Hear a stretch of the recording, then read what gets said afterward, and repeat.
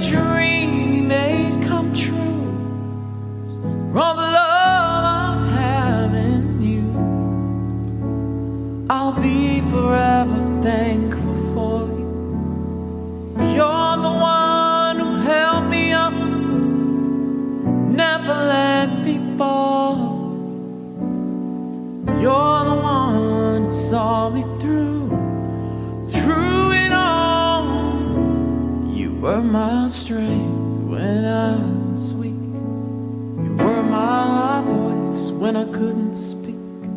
You were my eyes when I couldn't see. You saw the best there was in me, lifted me up when I couldn't reach. You gave me faith when you believed. I'm everything I am because you love me.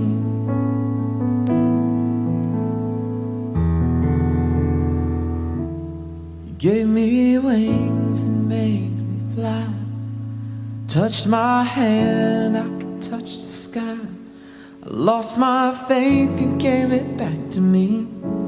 You said no star was out of reach. You stood by me and I stood tall. I had your love, I had it all. I'm grateful for each day you gave me. Maybe I don't know that much, but know this much is true.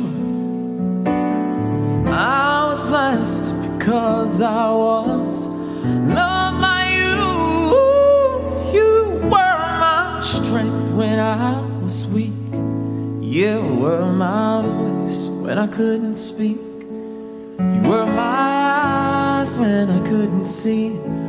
You saw the best there was in me, lifted me up when I couldn't reach. You gave me faith 'cause you believed. I'm everything I am because you love me. I'm everything I am because you loved me.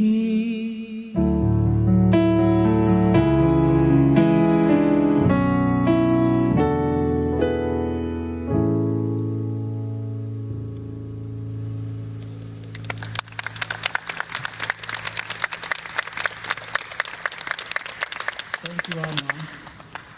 Thank you, Anwar.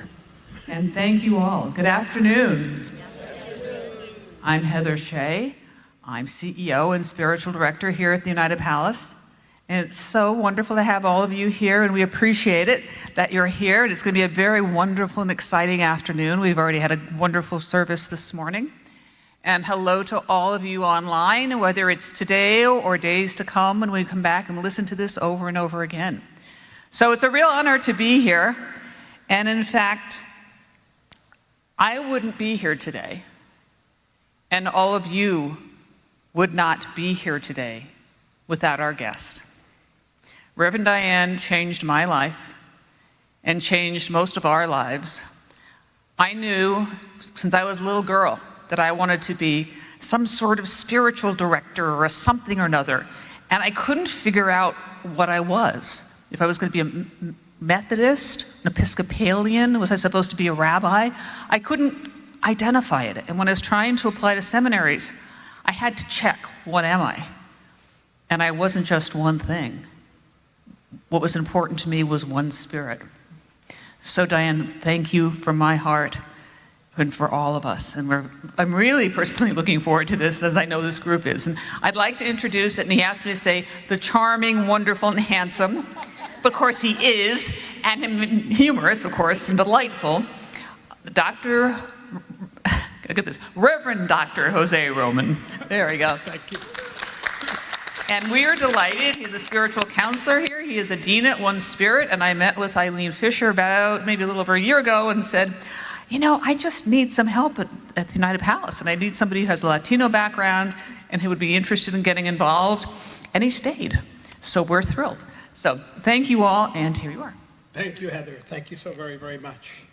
And good afternoon. How's everybody feeling? Welcome.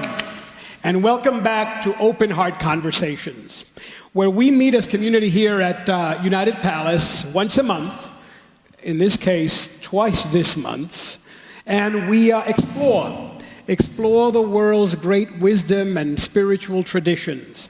And we do it from an open heart and with an open mind. Last month, we explored Hinduism. At the end of this month, we will be exploring Buddhism. And today, we will be exploring the path of interspirituality and interfaith work. We're asking ourselves a very simple question today. How could men, women, young people, and persons who are deeply committed to their spiritual path, to their religion, still be able to explore the religions and faith traditions of other people and do it in a way that feels in integrity? Helping me to do that will be someone who has become very near and dear to me, and that is Reverend Arda Itez. Reverend Arda is United Palace's new, it's called Spiritual Programs Designer. Close. Is it close? What Close. is it? Spiritual Arts Program Designer. There it goes. And I've asked Reverend Arda to assist me in this conversation and in future conversations at the Open Heart. So thank you for saying yes to this. Thank you for asking me. It's a joy. It's an absolute pleasure and a joy to be here. I think it's going to be really awesome. And now I do have the pleasure of introducing our special guest. And Reverend Diane Berke is exceedingly important to both Arda, myself, and to Heather, because she is indeed the person who made it possible for us to live a life of sacred service. Reverend Diane Berke is the founder and spiritual director of One Spirit Learning Alliance and One Spirit Interfaith Seminary in New York City. Ordained as an interfaith minister in 1988, Reverend Berke has been a widely respected pioneer in developing interfaith ministry education. She is a member of the core faculty of the Institute of Sacred Activism, a founding member of the Community of the Mystic Heart, and a member of the Contemplative Alliance Initiative of the Global Peace Initiative of Women. Diane is the author of 2 books, Love Always Answers and The Gentle Smile, as well as several educational reference manuals. A psychotherapist and spiritual counselor in private practice for over 30 years, Reverend Diane is a licensed mental health counselor in the state of New York, a diplomat of the American Psychotherapy Association, and a workshop and retreat leader on spiritual development throughout the United States and internationally. Please help me welcome Reverend Diane Berke. Thank you. So, how did a really nice, brilliant Jewish girl end up an interfaith, interspiritual minister? It actually was a fairly roundabout journey, Jose, that also started when I was quite young. I was fortunate to grow up with a strong spiritual foundation in Judaism, but even more than the foundation of my education, I had the example of my maternal grandfather, who was really the best of what religion can generate. His religion led him to being a compassionate, generous, loving, decent human being. So he was very much my model for what someone living a deep spiritual life could become in the world. My understanding of Judaism when I was a little girl was that its fundamental teaching is that there was only one source of life, what we call one spirit. that all of us coming from that source were in fact one family, and that the presence of the light of that source lives in every one of us. So that was my understanding as a little girl of what my religion taught. I also was fortunate enough to grow up in a community that even back then had a kind of interfaith spirit. So I remember being taken to visit other houses of worship. And my guilty little secret was that I felt equally at home in all of them. And I thought I wasn't supposed to feel that way. I thought I was supposed to feel respectful in other places of worship, but only at home in the synagogue. But that wasn't what was true for me. So what is it that you experienced that you would refer to as feeling at home in all those other spiritual places? The presence of love. Yeah, the presence of love that was common to all of those places. No matter how different the outer forms and expressions might be, there was a sense of, I simply can't find another word for it other than love. As I grew up, I went through the typical disillusionment that many, many people go through with conventional religion. I saw too much of a discrepancy between what I thought was being taught and how I saw people treating each other. Mm-hmm. And by the time I went to college, I sort of turned away from religious expression, and my search for meaning really turned to psychology and psychotherapy, which is what I did my academic training in. And after some years of practicing as a therapist, initially primarily with teenagers and their families, I also began to find myself experiencing some disillusionment with psychology and psychotherapy. In what way? Although we were doing what I considered very, very good work, it began to seem that we could get in touch with ourselves and in touch with our emotions and our feelings, but that beyond a certain point, that could turn into self-indulgence and self-preoccupation. Mm-hmm. And I began to feel there needs to be something beyond that. There needs to be something higher that human beings aspire to and want to reach for in terms of how we live our lives. But I had no idea what that was. And I seemed to be the only one among my colleagues who was feeling that way. So I ended up leaving that particular job that I was in. Mm-hmm. And I would say that was really what started me back on a spiritual search, although I wouldn't have named it that at the time. My initial explorations were really in the field of consciousness studies, and then I was introduced to the unity teachings, particularly Eric Butterworth, who was the longtime unity minister at Avery Fisher Hall in New York City. And I went to hear Eric speak, I would say pretty much every Sunday for about 5 years.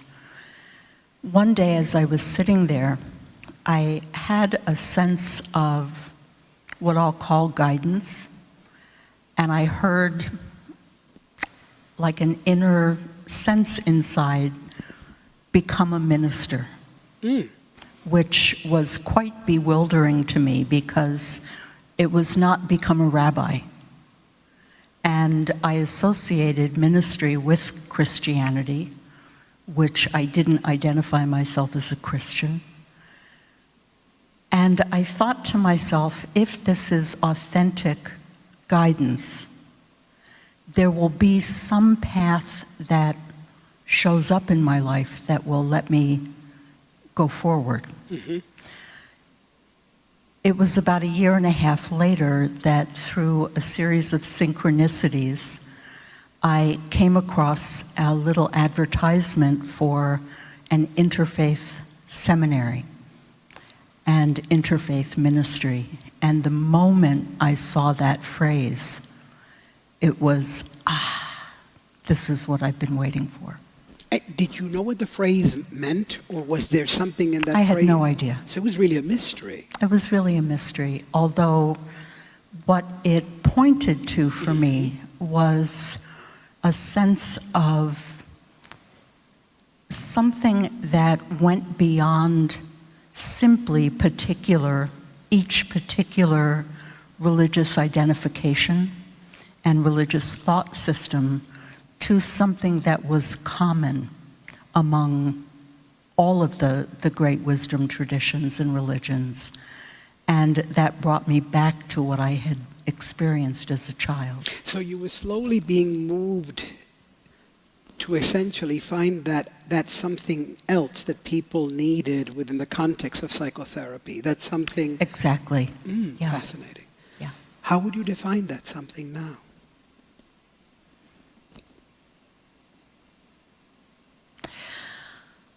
I think I would define it as a sense of our deepest inner nature, that aspect of us that is one with divine nature and the divine source. We could talk about it as what is highest in our potential, in our human nature. The different traditions, Buddhism, of course, calls it Buddha nature. Mm-hmm. The Jewish tradition calls it the divine spark, or the neshama, the soul. The Quakers talk about that of God which is in everyone, or the light of God that's within everyone. Christianity talks about the Christ within. How was that related to the experience you had as a child going through all those worship communities? I think that probably finding myself in all of those places was almost like a tuning fork. In each of those places, there was a vibration that set something vibrating in me that I didn't know how to name, didn't know how to articulate, but that I somehow knew was at the deepest place in myself. The other thing that really stands out in my memory is when I was about somewhere between 10 and 14, I don't remember exactly, there was a photographic exhibition in the United States that was called The Family of Man. And they did a book of photographs from that exhibition that was simply pictures of people from many, many, many different cultures around the world, people of all ages. They showed pictures of families, lovers, the elderly, people in arguments with each other, people dancing and celebrating, sort of the full range of humanity. And I remember as a little girl just spending hours and hours and hours poring over that book and looking through it and feeling so powerfully and strongly that we are much more the same. Right. Whatever our differences, at our core, we're much more the same as human beings than we are different. I want to go back to that journey, but I think that journey makes enormous amount of sense when we begin to explore what is in many ways the core vision that really lies at the center of the seminary that you founded and that you lead, and that trained Arda and trained me and trained Heather. And that philosophy, that vision, is described as interspirituality, a word that was coined by a man called Wayne Teasdale in a magnificent book, The Mystic Heart. Arda and I struggled with how we could present interspirituality, a philosophy, by the way, that I studied and that I actually wrote a doctoral dissertation on. I have 400 pages trying to explain what it means. And I realized that we didn't have enough time for me to read 400 pages to you. So what we've decided was that maybe the best way of describing interspirituality was to see it in the life of one person, to see how it expresses itself in the life of one singular individual. And the person that we chose is a magnificent writer by the name of Mirabai Starr. And so, Arda, maybe you can... Some of you may have already read this book, God of Love by Mirabai Starr. If you don't know of her, she's really a profound author, and I would say modern mystic, who just writes so beautifully. And interestingly enough, this book, with all of its earmarks, as you can see, belonged to another interspiritual, interfaith minister, who some of you may or may not know, but Reverend Joyce, our beloved Reverend Joyce, who passed away on December 23rd. For those of you who don't know her, Reverend Joyce was a gay, interspiritual, interfaith minister who was Jewish and loved Jesus. So talk about living your calling and walking your talk. That was Reverend Joyce, so this is her book. And I'm going to read you a really eloquently written explanation by Mirabai Starr on what interspirituality really is. When I was a teenager, I yearned to know the unknowable and spent most of my energy trying to cultivate a connection to God. I memorized the Fatiha, the opening lines of the Quran, participated in zikr, which is Sufi chanting, and dances of universal peace, read Rumi and Ibn Arabi and studied Arabic calligraphy. I learned Hasidic chants and familiarized myself with the Kabbalistic tree of life, lit the candles of Shabbat, and invoked the Shekinah, the indwelling feminine presence of God. Like Salinger's fictional Franny, I attempted to keep the Jesus prayer going in a never-ending mental loop. Lord Jesus Christ, have mercy on me. It wasn't that I feared hell. I was wagering that if I could just keep his name on my mind, the Prince of Peace would enter my heart. Not only that, I practiced hatha yoga and engaged in such vigorous breathing exercises that my face went numb. I learned to play the harmonium and accompanied myself in hours of chanting Hindu divine names: Krishna, Lord of Love, Kali and Durga, manifestations of the Divine Mother, and Hanuman, embodiment of devotion. I sat in silence on my black zafu, practicing zazen, read the sutras of the Buddha and the aphorisms of Lao Tzu. I fingered the 108 sandalwood beads of my mala under my desk at school.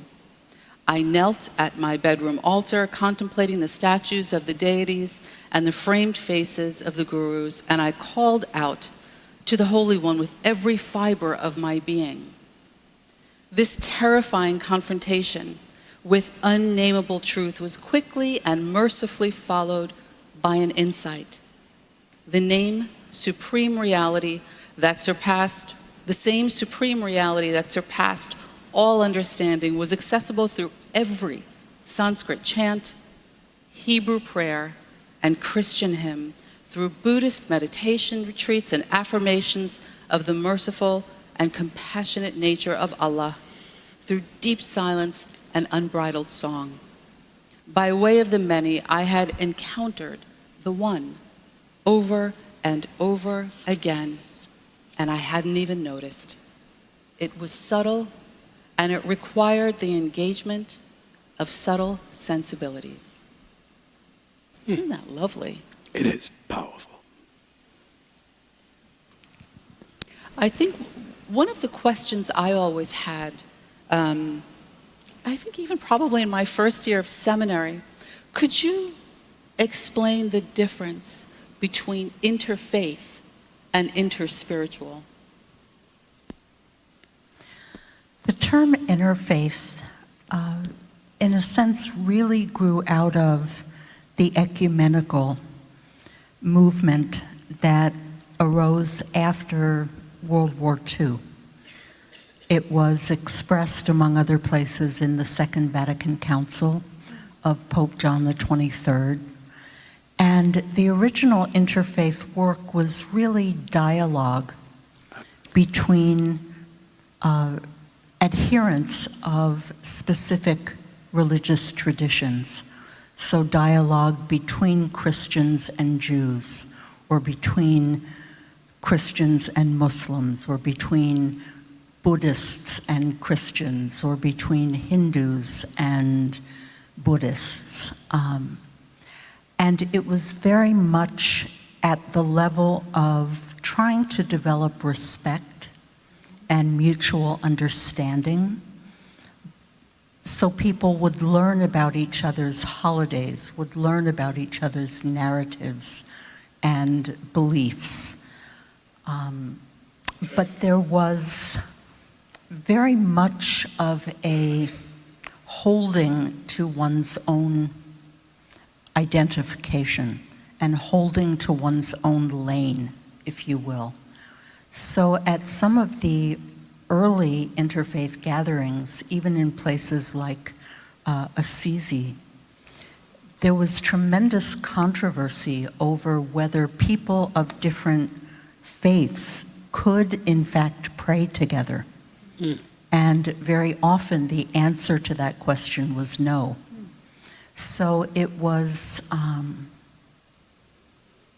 important work, and continues to be important work. Indeed. Given still the level of divisiveness and misunderstanding that exists. But it was an encounter that was not really designed to lead to the people in the encounter being changed through the encounter.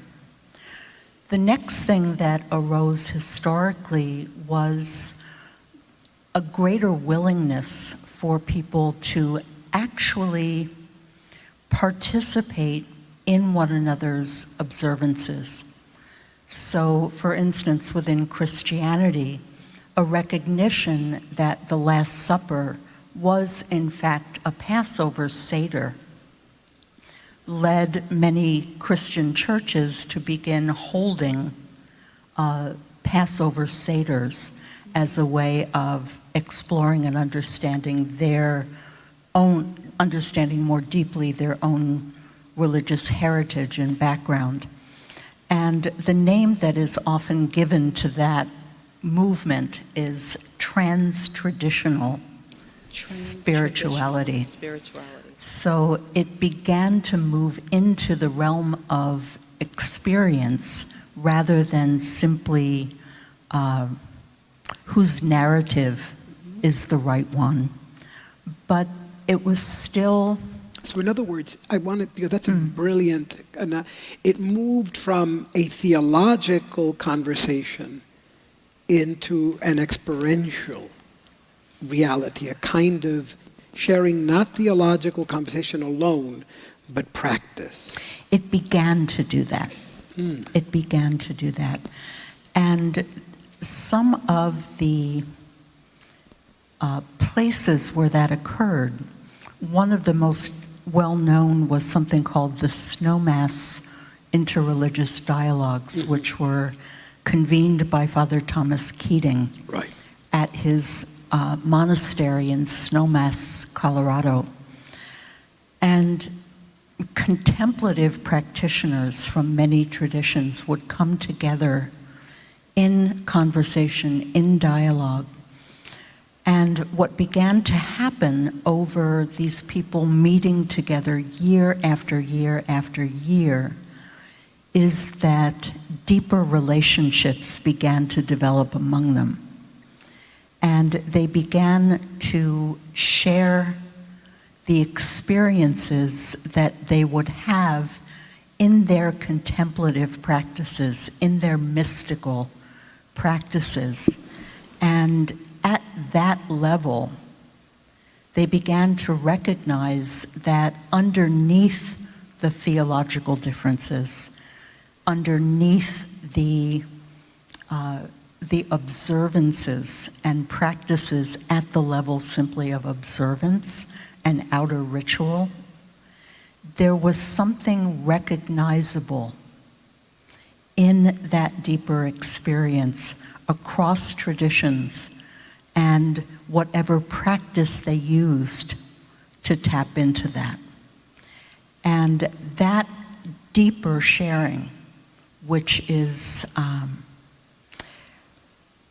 Hazrat Inayat Khan, who was a Sufi from India, who brought the teachings of Sufism to the West, wrote in a book called The Unity of Religious Ideals, if we look at the level of the mind, we will always find what separates us and makes us different at the level of concept, at the level of theology.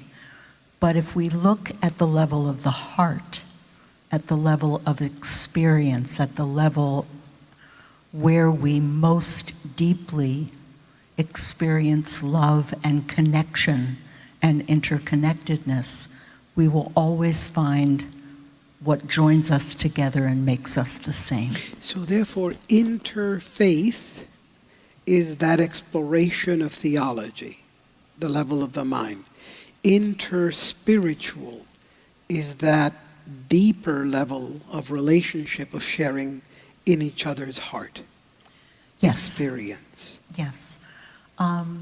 Does that explain why it's so difficult to dialogue at times? For example, one of the great issues that we work with and struggle with here at United Palace as we're trying to build community and trying to build an interspiritual and interfaith community is there are men and women who say, but wait, how can I explore Buddha when Jesus is the way? You know, how can I pray with a Christian when I'm Jewish? And so it remains, it's this, interesting and valuable dialogue that remains really at the head. Mm-hmm. How do we invite people to that deeper dialogue? There actually is a very interesting process that was developed by a man named Ed Bastian that he calls interspiritual meditation.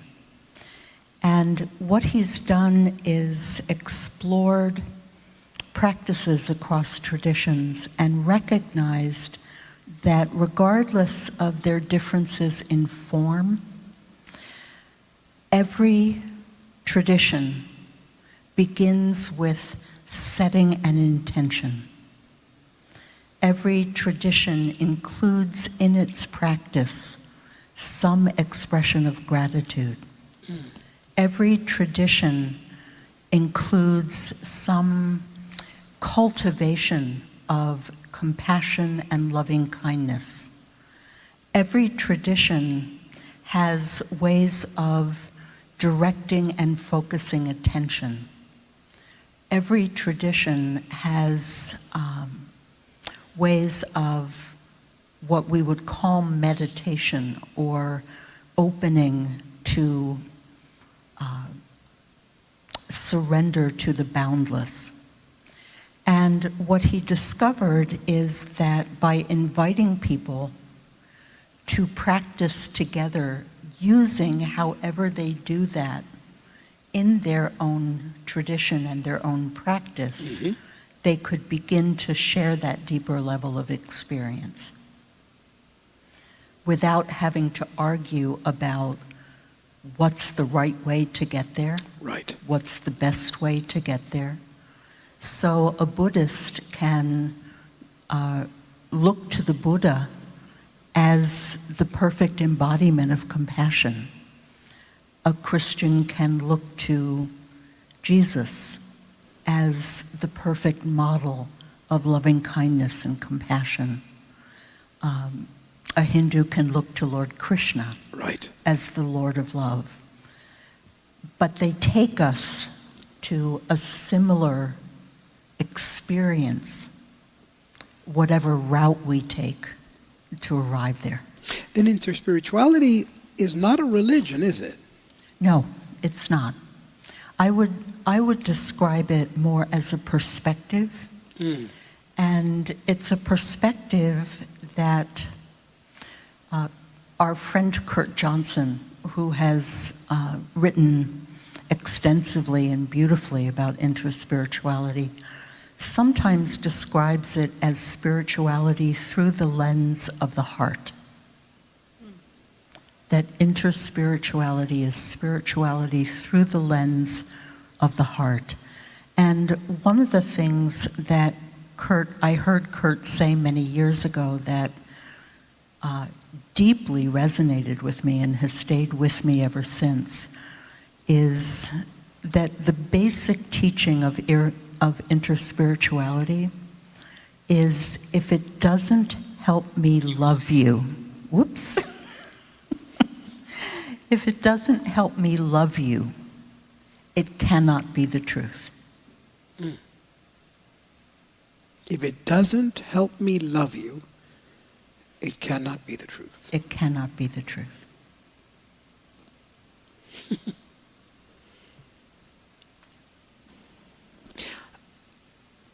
Diane, what is in all of this what is the message for today? When we look at what's happening in the world right now, the world is a very messy, divided place right now. And religion is at the core, or at least one of the tools that are being used to enhance that division. Buddhists are killing Muslims, and Muslims are killing Christians, and Christians are killing. It seems like religion is just, and every religion is being brutally misused. How do you speak to that world from this place?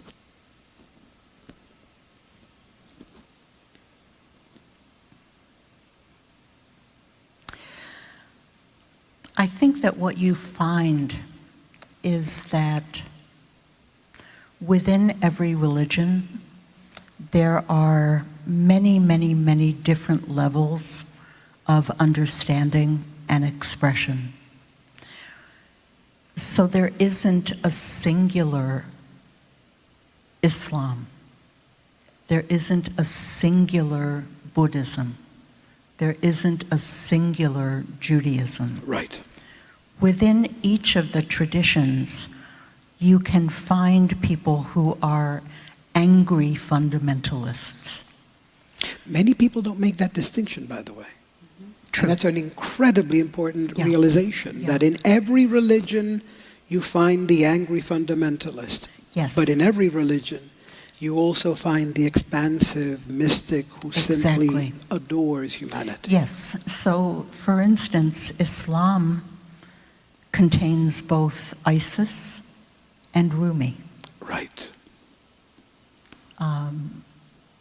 Christianity. The greatest poet of love, I think, we've known. Christianity contains the Westboro Baptist Church and Jesus. Absolutely. So what some of the people who are working in this field are saying is that each tradition has a responsibility that the people within that tradition who have a more expansive and developed perspective and worldview need to be the ones who help to bring their own tradition forward through the levels of development of consciousness, that it's very difficult to do that across traditions. Mm-hmm. So it would be very difficult for a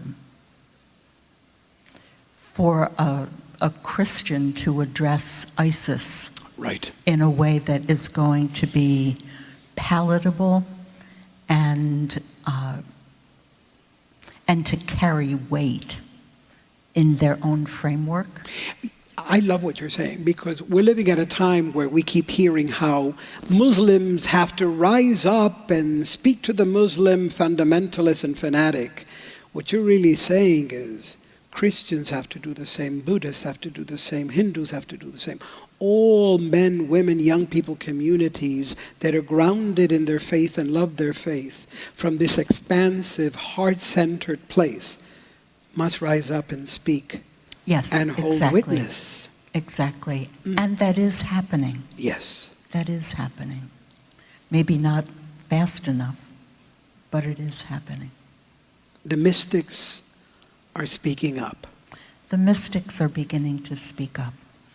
And I think that that's another way to understand or articulate interspirituality, which is recognizing that every one of the great religions grew out of an initial revelation, an initial direct experience of the unity and interconnectedness of all creation, of all life. And that every religion has been both an attempt to understand the implications of that revelation, and also has designed practices to help people themselves tap directly back into that direct experience of unity. So in a sense, interspirituality is really a sharing of the mystical resources and practices that are part of our shared human heritage. A lot of folks, especially those at home right now, are hearing this word mystic and mystical a lot in this conversation. What is mysticism? For me, it is simply, again, a direct experience or direct knowing of the unity of all life. That we are inextricably interconnected. That we all come from the same place. That we are going to the same place. That we are whatever our differences, we are fundamentally part of a single whole. And I think one of the things that's important to understand about that is that unity is not homogeneity. Right. Unity doesn't mean everything and everyone is the same. A better model for understanding the nature of unity would be the model of an ecosystem, where there are many, many, many diverse parts to an ecosystem, and the health of the system depends on each of those parts doing its own function in service to the whole. It's funny you say that. One of my great Buddhist teachers once said to us, to the students, look at that tree. Isn't it beautiful? Isn't it gorgeous? One tree, one beauty. And then he said, but each leaf is different. Each branch is different. Bark is not a leaf. Leaf is not the bark. Bark is not a root. Root is not the bark. All of these infinite pieces, absolutely necessary for this one beautiful tree. That's exactly what you're saying. Yes. And I think that that's it's a very, very powerful and important metaphor for the interspiritual perspective, because many people have a misunderstanding that it's trying to homogenize Right. everything and make everything into kind of a big vanilla mush or something. And it really is much more appreciating and celebrating the essential and unique contribution of every one of the religious traditions, every one of the spiritual paths, that all of them are essential for the health of the whole. That's another exceedingly important concept in interspirituality, that all the enduring religious and spiritual traditions, all of them, contain extraordinarily valuable treasure. It's when interspiritual people are not seeking the elimination of these religions or turning them all into one religion. That's not the point, is it? No, not at all. It's experiencing and appreciating each one for their unique contribution. Mm-hmm. And all comes from that deep experience, mystical experience of that wholeness. Yes. How could a layperson, let's say someone who is a devout Christian but somewhat curious about another religion, let's say Hinduism or Islam, and wants to learn more, wants to experience, but doesn't know where to begin, doesn't know how to go about it, what do you recommend for them? You know, we're living in a time where there are so many resources available in ways that they never have been before in history. One of the things we do at One Spirit is have people learn about both the, what are called the exoteric aspects of a religion, which are its history, its beliefs, its observances, its holidays, you know, all of those kinds of things. We have them begin to explore some of the sacred texts that are important to that tradition. We have them visit houses of worship or spiritual gatherings so that they can witness and begin to taste a little bit of what it feels like to live and worship inside of that tradition. And then we also begin to introduce them to spiritual practices that are,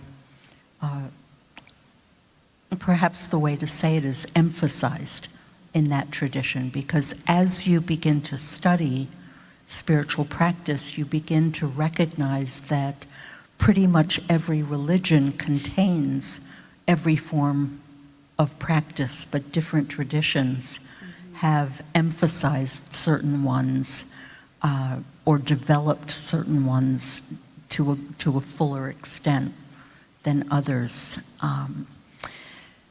And what we find is that by working with a practice, for example, often when we think of Hinduism, we think of chanting, or we think of mantra practice, which is the repetition of a sacred phrase. And again, even though you will find chanting in pretty much every religion, you'll find the repetition of a sacred phrase or repetition of the name of God in every tradition. When we work with those kinds of practices, we discover what they make available to us in our own inner experience. And that also provides an opening and a doorway into that deeper experience. So what you would want to look for are places that are open to cross interreligious exploration without a need to convert, Right. or without a need to impose one viewpoint on you. One of the most interesting things, I think for me particularly, when I was in seminary, when we were studying Islam, and I was born Muslim, I happen to be Muslim. The idea of praying 5 times a day did not appeal to me at all. Not at all. And it wasn't because it was Islam, it was just I didn't want to pray 5 times a day. And it's interesting to note that according to the faith, Muhammad, peace be upon him, negotiated that with That's God right. over and over I think the again. original request Down was to 5. yes, the original request was something like 40 times a day. Yeah, something. And I think it was Moses that said, "I know your people. Yeah. They're not going to pray 40 times a day." So Actually, I think he said, I know people. oh, I know. I know. I know people. They're not going to pray 40 times a day. And he was right. I mean, it's literally twist my arm to get me to pray 5 times a day. But I wanted to become more familiarized with the religion that I knew so little about, but the religion that I was born into. So what I did was 5 times a day, I took 30 to 60 seconds of silence just to center myself and to just kind of come back home. And the difference at the end of the month was profound. And it gave me such a good understanding, a much better understanding of what praying 5 times a day could do. I said, wow, if 30 seconds of silence did this, imagine what, full ceremony and prayer and the acknowledgement of the divine and something higher than ourselves could actually do. It's interesting. I have a good friend of mine, a colleague at New York University, who happens to be Jewish, but had never reserved Sabbath. And he started 10 years ago, and what he did was he started when his daughter was born. And he said that what he would do is just spend 1 hour with his wife and daughter on the Sabbath. And that's slowly, as he experienced the beauty and the depth of that moment, it turned into a full, 10 years later, I've been to his home on Sabbath and celebrated with him. It has turned into an entire Sabbath celebration. But it started with an hour of just being with him, his wife, and his daughter. I think we're so overstimulated, with TV and our cell phones and our this and that and the news. We're so overstimulated. We lose sight of the simple things and we forget to turn within. And I think that's really probably one of the most important things that I learned in seminary is that ability to turn within and to be quiet and that acknowledgement of our connection. I mean, magic happens. In that space of developing a spiritual practice, that's where real magic happens. Well, with that in mind, it might be sort of wonderful to spend a little time together in practice. Is that possible? Yes, it is. Could you lead us through? One of the things that I appreciate about the interspiritual perspective and really opening ourselves to spiritual points of view that are less familiar is the teaching that we experience the divine and we relate to the divine in 3 very different ways across traditions, again, although each tradition tends to emphasize one of these more than the others. Mm-hmm. These are sometimes called the first, second, and third person perspectives on spirit. Third person perspective is when we experience the divine through the absolute wonder and magnificence of the cosmos.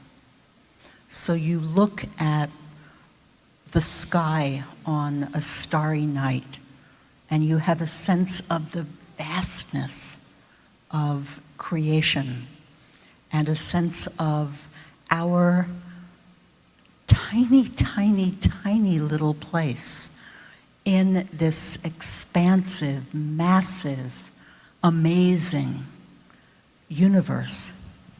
I was just at a workshop, at a conference, and Rabbi Michael Lerner, who publishes Tikkun magazine, was there.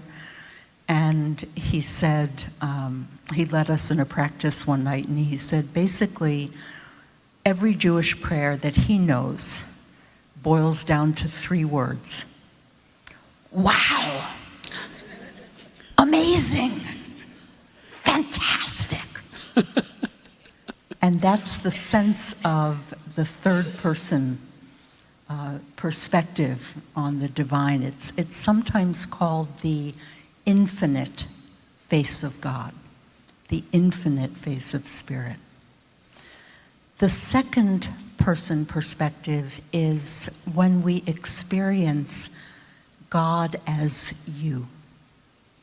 So when we call upon God as Father, God as Mother, God as Lord, God as Beloved, God as Friend. And there is a sense of intimacy and relationship. And that relationship is characterized by tenderness and love and compassion and forgiveness. And very much that is emphasized in Christianity and because there you're experiencing Jesus, yes, right? and the other Abrahamic traditions as well, to an extent. And that's the intimate face of God. And finally, there is the experience of God in the first person, or God as the experience of I am. The name of God that was told to Moses, I am that I am. And when Jesus said, before Abraham was, I am. The experience in the Eastern traditions where we experience the presence of God as the essence of our very self. And that is called the inner face of God. So this is a very simple movement practice that I'd love to share with you, where we have an opportunity to invoke and experience each of these different faces or dimensions or expressions of the divine. So would you be willing to stand?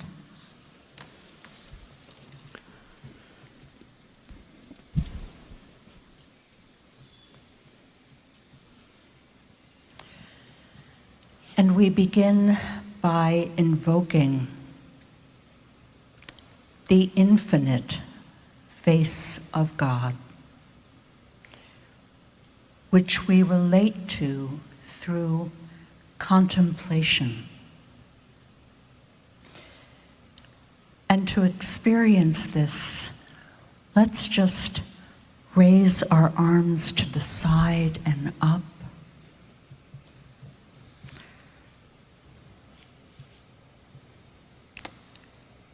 We contemplate the infinite face of God, the vast wonder of the universe, the creative fire that gives birth to all that is, that shines through the stars and the galaxy.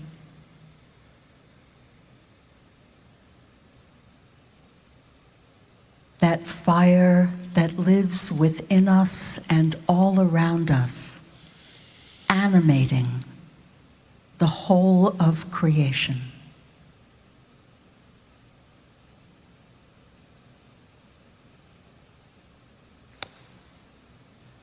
And for just a moment, let's repeat silently within ourselves a name for the infinite face of God.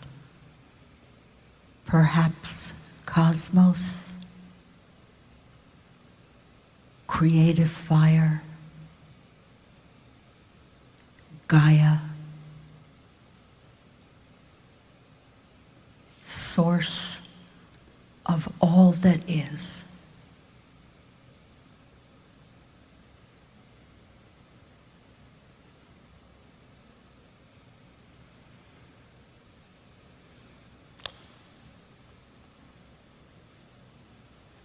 And now let's bring our hands into prayer position or namaste position in front of our chests.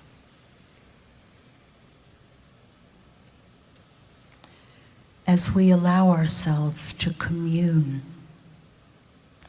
with the intimate face of God, the one who knows us intimately, who loves us infinitely, who envelops us in tenderness, compassion, forgiveness.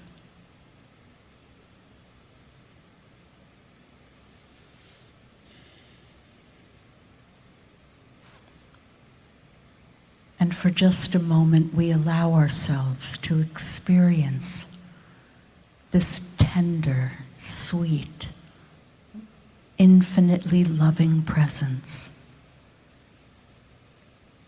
as we silently repeat the name of God as beloved that we love best.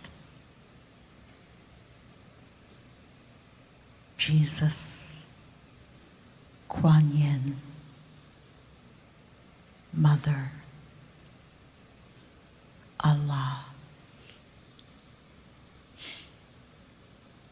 mystery,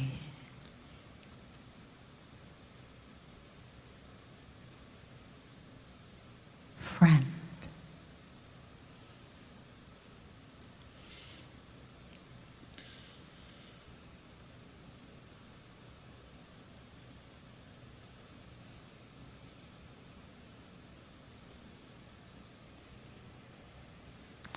and finally now place your hands over your heart.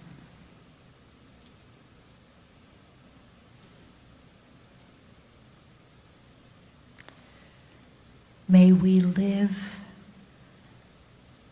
as the inner face of God,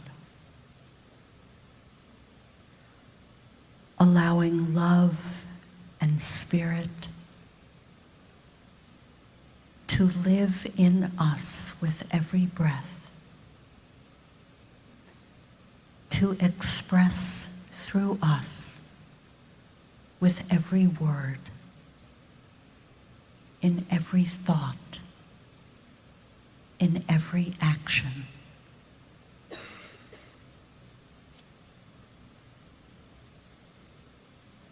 As we experience our own inner essence as love, as truth,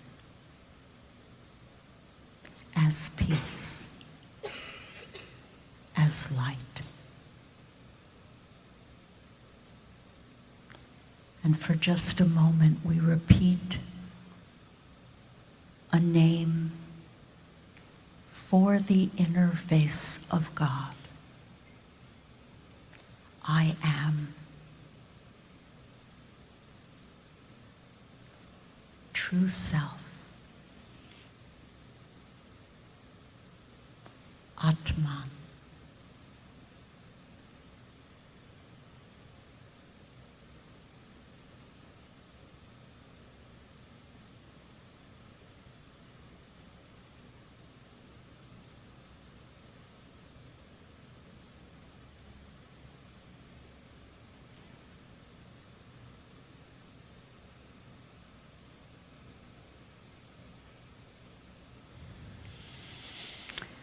And finally, we just Bring our arms forward, extending and offering.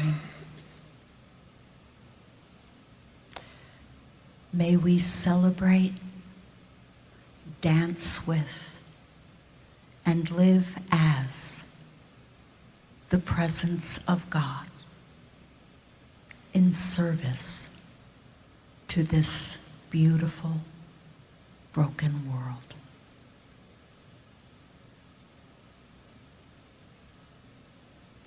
Together, let us say, Amen. Amen.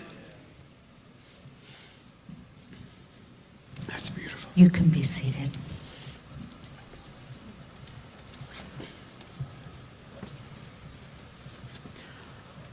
Wow. Thank you. That was magnificent.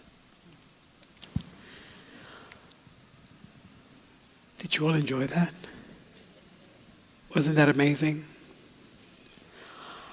I don't want Arda and I to be the only two folks who have the pleasure of interacting with Reverend Diane. So questions. Is there anyone in the audience that may have a question? Please feel free to raise your hand. No questions. See, this is, oh, right there. Please stand up.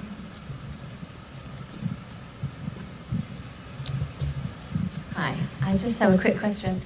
Have you ever encountered a situation where the fact that you are not standing up saying, I'm this one or that one or that one, actually I'm spiritual, interfaith, where you have suffered a rejection of trying to bring your message forward, where people wanted you to slot into a certain box?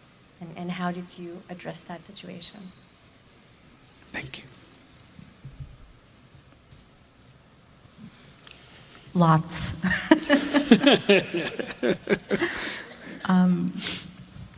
I think that the rise culturally of groups that identify as spiritual but not religious, that identify as the nuns, N-O-N-E-S, particularly among younger people, are making it less lonely to be what some friends of mine call spiritual independence. I've been doing this for about 30 years, and I would say that there was much more pushback 30 years ago than there is now.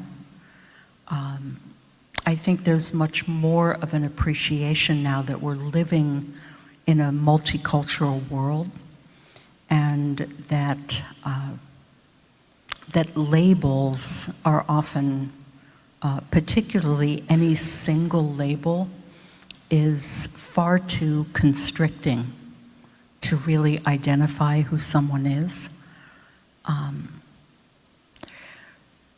If someone is really not open, then I'm not the right person to really have an impact on them. And I trust that there are, again, people within their own tradition that they will be more open to listen to.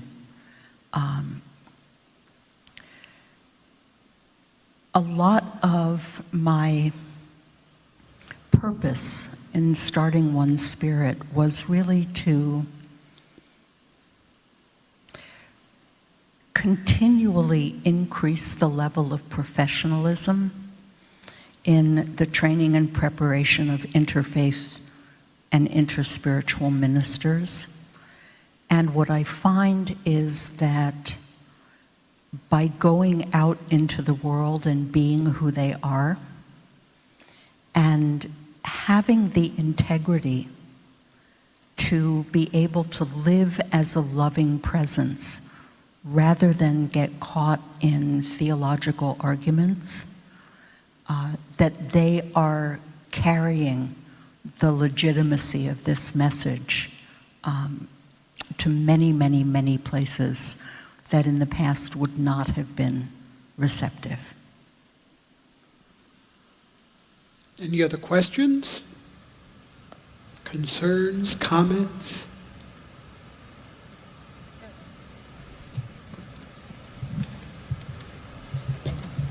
How did you meet up with Joyce, and what brought it all about?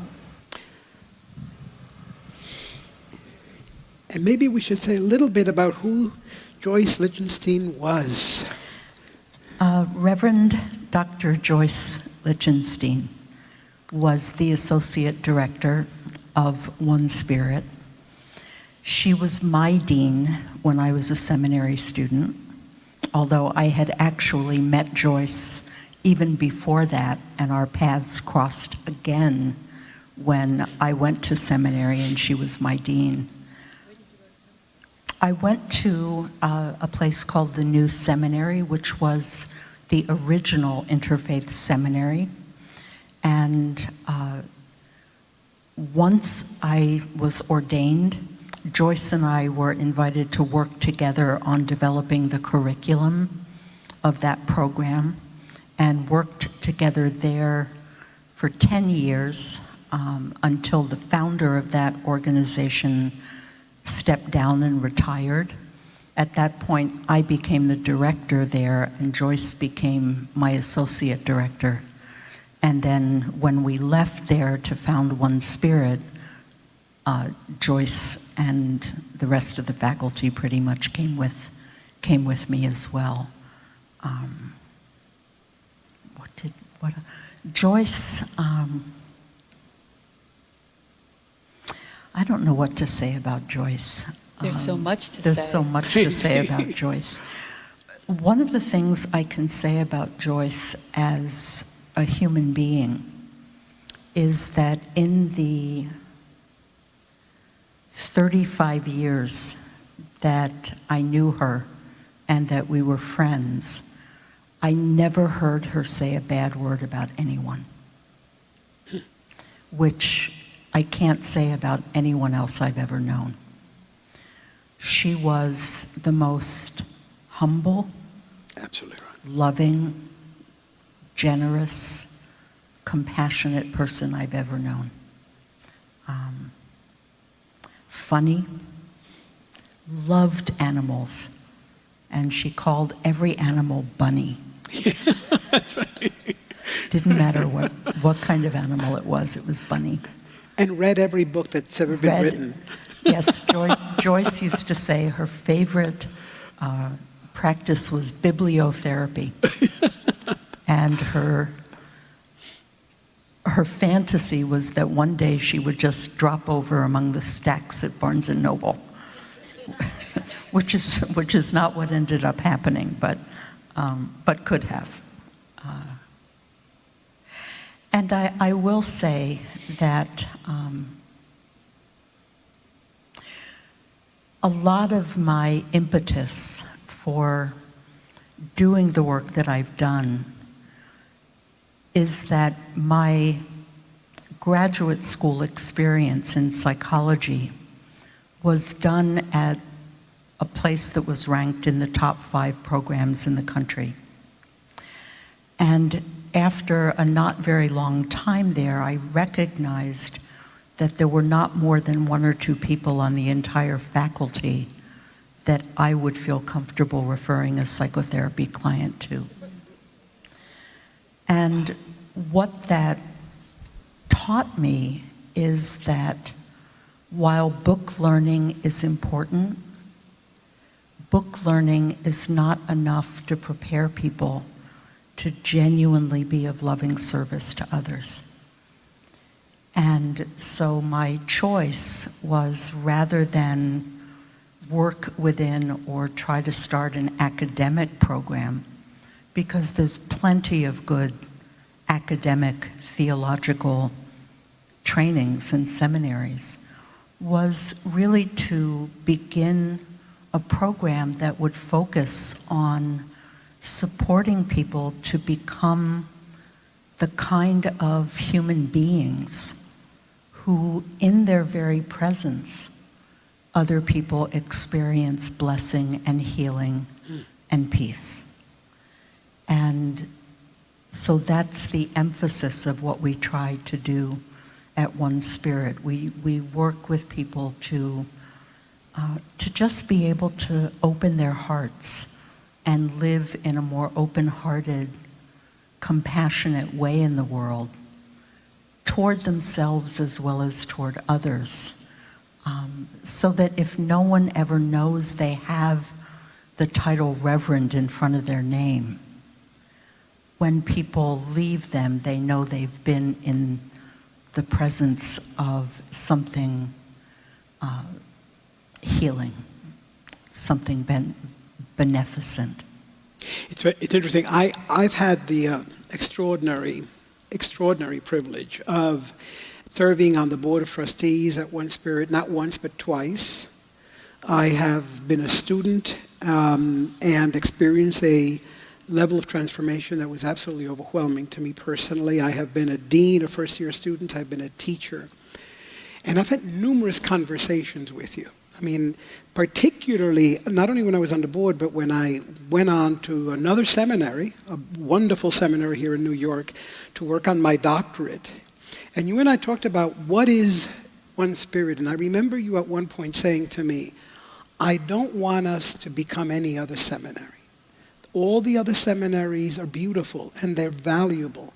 I want us to keep being what we are now, to be a place that opens people's heart in a radically different way, in a way that transforms them and in a way that transforms the world. And you have been absolutely singularly committed to that vision since I've known you for over 10 years. It's been extraordinary. Has it really been over 10 years? Yeah, it's been, Wow. We've known each other for Wow. quite a while. I know that a lot of folks, particularly folks at home who are watching us online right now, are feeling interested and fascinated, but still like there's stuff here they still want to learn.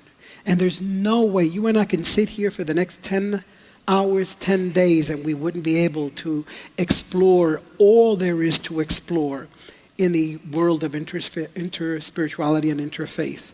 So for those folks who are interested, there's a whole variety of ways that you can continue this exploration. Number one, you can certainly come here to United Palace on Sunday at 12 noon and experience the work that we do here. Number two, One Spirit Learning Alliance is alive and well with all manner of courses that people can take, and some of the most wonderful, wonderful teachers and fantastic students. Number three, read The Mystic Heart by Wayne Teasdale, an awesome book that really, in many ways, acted as a foundational book for this community. And number four, read The Coming Interspiritual Age by Kurt Johnson, one of the teachers at One Spirit and a brilliant intellectual who I think in many ways has continued the work of Wayne Teasdale. Diane, you heard it from Reverend Heather Shea, our spiritual director. You have heard it from so many different people in so many different times. My sister once said to me, does that woman know what she's put out into the world? Does she appreciate it? I think you do, but never from an egotistical way. I mean, you do from a really heart-centered way. I know that I'm not the only person in this room who says that I adore you. You are my friend and my teacher. And I am profoundly grateful to you and to your work. Thank you. Thank you, Jose. Thank you, everyone. Do I have time to do a prayer? Yes, I would love for you, before we have our closing song, to lead us in a closing prayer. This actually is also by Mirabai Starr, who is, just as Arda said, just a gorgeous writer and a gorgeous human being. And this is a prayer she wrote a few years ago. Beloved one, living light, Spirit of all that is, we give thanks. Thank you for welcoming us to this sacred circle. We come from everywhere, and we find you wherever we are. Inside the holy houses of each of the world's faiths, and out in the wild places of the earth. Shoulder to shoulder in the mosque, bending to press our hearts to the ground in surrender. In the haunting Hebrew melodies of our ancestors, as we call on the Shekhinah to infuse us with her indwelling feminine spirit. In the communion bread and wine with which we take in remembrance the Prince of Peace. We hear your voice joining with ours as we chant the divine names in Sanskrit and Tibetan, Tiwa and Maya and Maori. We meet you high on alpine trails where we stop to rest among fragrant wild herbs beside a stream rushing with melted snow. We feel you holding us when we float in the arms of the ocean and she sways us with her breath. We kiss you when we are making love. We mourn you when an elder releases her final exhalation. We soothe you when we rock a tired child in our arms. We look for you in the pulsating emptiness, search for your true form in the heart of formlessness, unexpectedly recognize you when we give up and turn away. You shine through the ecstatic stanzas of the poets and mystics, each one singing your praises in a different language. You well up in our aching hearts when we cry out for the pain of the world. You are the call to justice and the answering response of mercy. You are in the wounding of the earth, and you are the only hope for mending her. O Great Spirit, Father, Mother God, true self and no self, invisible animating energy of life, we claim our place at your table and find ourselves home at last. Here may we eat and be filled, drink and become unbridled, lay down our burdens and take refuge, drop into your sacred silence and remember. And let us take this remembrance back into our lives, that we may truly be of service in this broken and beautiful world. Together let us say, Amen. Amen. Thank you so very, very much, Diane. And Arda, thank you for joining me today. And you will be joining me every single last Sunday of the month at 3 p.m. as we continue to explore the world's great wisdom tradition. The last Sunday of July, we will be coming together with Sensei Robert Chodo Campbell, who happens to be the founder and spiritual director of the Buddhist Contemplative Center of New York. So thank you, and dear brother, we give it to you.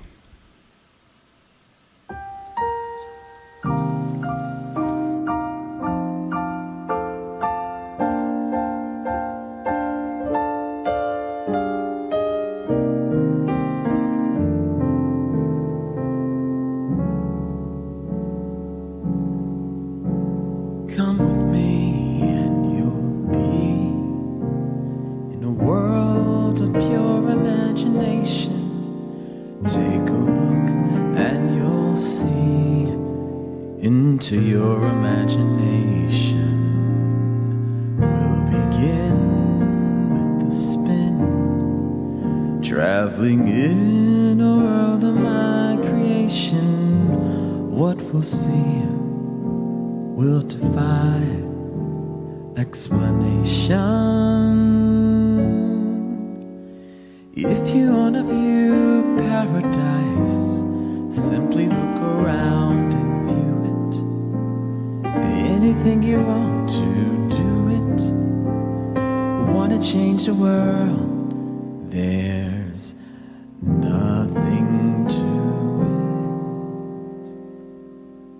it. There is no life I know to compare with pure imagination.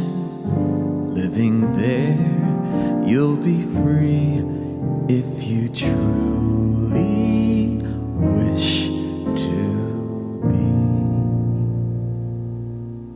You will find in your mind there's a world of endless fascination. No more fun place to be than in your imagination. You can dream any dream. You can savor every situation. Life in there's a sensation, no sensation. If you wanna see magic lands, close your eyes and you will see one. Wanna be a dreamer, be one anytime you please. And please save me one. There is no place I know that compares with your imagination. So go there to be free if you truly wish to be.